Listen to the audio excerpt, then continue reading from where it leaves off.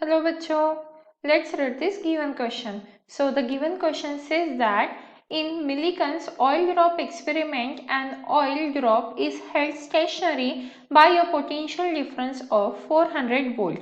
If another drop of double the radius but carrying the same charge is to be held stationary, the potential difference required will be. तो देखिए बच्चों, यहाँ पे हमें बताया जा रहा है कि हमारे पास मिलिकन्स ऑयल ड्रॉप एक्सपेरिमेंट है। उसमें हमने एक ऑयल ड्रॉप को स्टेशनरी पोजीशन मतलब जो एक ऑयल ड्रॉप है वो स्टेशनरी है, मतलब रेस्ट पोजीशन पे है। तब उसका पोटेंशियल डिफरेंस क्या था? 400 वोल्ट। अब हमने दूसरा ऑयल ड्रॉप लिया है जो डबल है इसके, मतलब रेडियस जो है वो डबल है प्रीवियस वाले ड्रॉप के, but carrying the same charge, but दोनों पे चार्जेस क्या है? सेम ही है। तो अब जो दूसरा ड्रॉप है जिसकी रेडियस डबल हो गई है उसे भी हमें स्टेशनरी पोजीशन पे लाना है। तो उसे स्टेशनरी पॉइंट पे लाने के लिए, रेस्ट पोजीशन पे लाने के लिए हमें कितना पोटेंशियल डिफरेंस लगेगा ये हमसे पूछा गया है। उसके लिए हमारे पास 4 ऑप्शंस भी गिवन है। First option is 800 volt, second option is 1600 volt, third option is 3200 volt and the fourth option is 400 volt.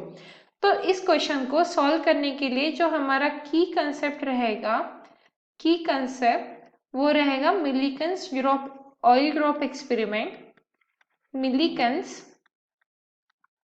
Millikan's oil drop experiment.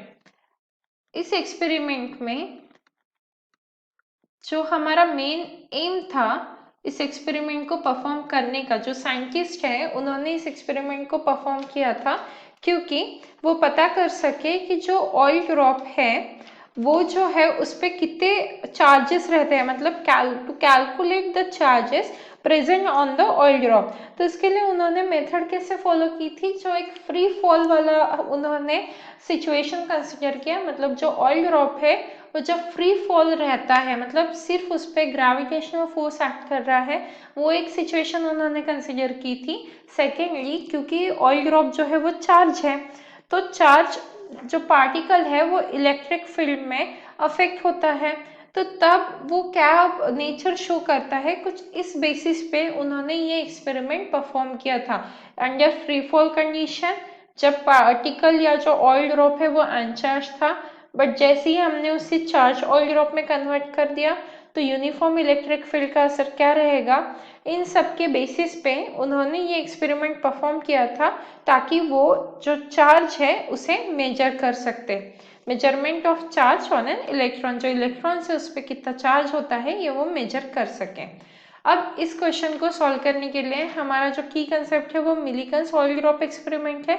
साथ में हमारे कुछ बेसिक कंडीशंस हम यूज करेंगे, जैसे हमारे पास होती है एक बैलेंस्ड कंडीशन, जब सभी फोर्सेस बैलेंस्ड कंडीशन में होते हैं तो हम वो बैलेंस कंडीशन यूज करेंगे यहाँ पे, क्योंकि ड्रॉप हमें स्टेशनरी बोला गया है। देखिए यहाँ पे अगर हम ये ड्रॉप कंसिडर करते हैं तो ये रेस्ट पोजीशन पे है, मतलब ये ना ऊपर जा रहा है ना नीचे की तरफ आ रहा है, मतलब इस ड्रॉप पे जो भी फोर्सेस एक्ट कर रहे हैं वो एक बैलेंस्ड कंडीशन में है। तो इसीलिए हम यहाँ पे बैलेंस कंडीशन कंसिडर करेंगे। एंड साथ में हम यहाँ पे एक बेसिक फॉर्मूला जो होता है density is equals to mass upon volume, वो भी यूज करेंगे, मास बाय वॉल्यूम। और क्योंकि ये ऑयल ड्रॉप है तो क्योंकि स्पेरिकल रहता है तो वॉल्यूम इज इक्वल्स टू आ जाएगा हमारा 4/3 पाई आर क्यूब। अब इस क्वेश्चन की कॉम्प्लेक्सिटी लेवल की बात करें तो ये क्वेश्चन काफी सिंपल है, बस हमें जो फॉर्मूलाज है वो पता होने चाहिए। जिन सभी वैल्यूज हमें क्वेश्चन में गिवन है, सिंपली हम वैल्यूज को सब्स्टिट्यूट करके आंसर फाइंड आउट कर सकते हैं। हमें यहाँ पे 2 केसेस कंसिडर करनी पड़ेगी। एक जब हमारा V1, मतलब V1 की वैल्यू है 400 वोल्ट, तो V1 एक्ट कर रहा था, और दूसरा जब पोटेंशियल डिफरेंस V2 जो हमें फाइंड आउट करना है वो। तो यहाँ पे ऑयल ड्रॉप जो है उसका कुछ वेट रहेगा mg, और वैसे ही यहाँ पे हम अगर इलेक्ट्रिक फील्ड कंसिडर करें तो इलेक्ट्रिक फील्ड की वजह से एक फोर्स रहेगा, वो रहेगा हमारा F is equals to q E. Q क्या है? चार्ज, और ई जो है वो इलेक्ट्रिक फील्ड है। तो हमें यहाँ पे केस 1 और केस 2 इस तरीके से कंसिडर करना होगा। तो अगर हम केस 1 की बात करें तो केस 1 में ये क्या है, रेस्ट पोजीशन पे है, मतलब जो F है वो mg के इक्वल है, या फिर हम कह सकते हैं QE जो है वो बैलेंस हो रही है mg से। अब क्योंकि हम केस 1 की बात कर रहे हैं तो सबसे पहले यहाँ पे E को हम रिप्लेस कर देते हैं, क्योंकि हमारे पास इलेक्ट्रिक फील्ड की वैल्यू नहीं है और हमें पता होता है E इज इक्वल टू क्या होता है, V मतलब potential difference divided by separation distance between the two points. तो यहाँ पे हम लिख सकते हैं Q into V divided by D is equals to mg। इसे हम इक्वेशन 1 कंसिडर कर सकते हैं। अब जैसा कि हम यहाँ पे बोल रहे हैं केस 1 और केस 2 की बात कर रहे हैं हम यहाँ पे, तो हम इस इक्वेशन को, जो हमें इक्वेशन 1 मिली है, इसे हम केस 1 की फॉर्म में कन्वर्ट कर देते हैं। तो केस 1 के टर्म्स में अगर हम लिखें तो हम क्या लिख सकते हैं यहाँ पे, V1, तो हमारा आ जाएगा V1 into q divided by D is equals to mg आ जाएगा। अब क्योंकि यहाँ पे, या फिर हम डायरेक्टली यहाँ पे प्रोपोर्शनलिटी फाइंड आउट कर सकते हैं ताकि आसानी जाएगी। हम इक्वेशन 1 का यूज कर लेते हैं, जैसे यहाँ पे है QV by D is equals to mg। तो अगर हम इसे Q के टर्म्स में लिखे या फिर हम इसे V के टर्म्स में लिखे तो हमें मिलेगा V is equals to, m क्या है, मास है, तो मास इज इक्वल्स टू होता है डेंसिटी इंटू वॉल्यूम। तो यहाँ पे m is equals to rho into volume हो जाएगा। m is equals to rho, volume को हम क्या लिख सकते हैं, 4/3 पाई r क्यूब।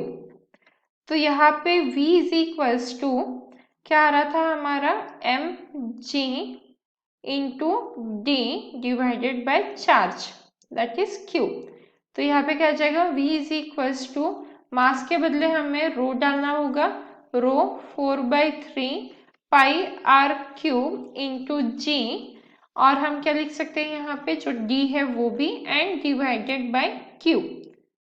अब अगर हम देखें तो सभी टर्म्स कांस्टेंट है यहाँ पे, सिर्फ जो हमारा r है वो वेरी हो रहा है क्योंकि हमने रेडियस को डबल किया था। तो हम इस इक्वेशन से ये लिख सकते हैं v is directly proportional to r cube.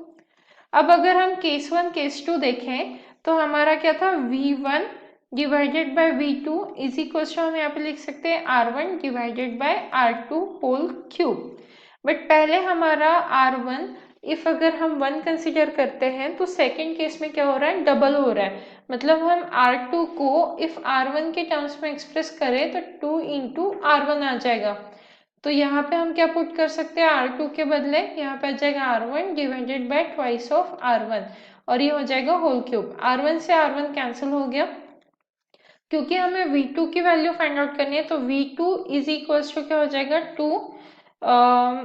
2 का क्यूब इंटू v1।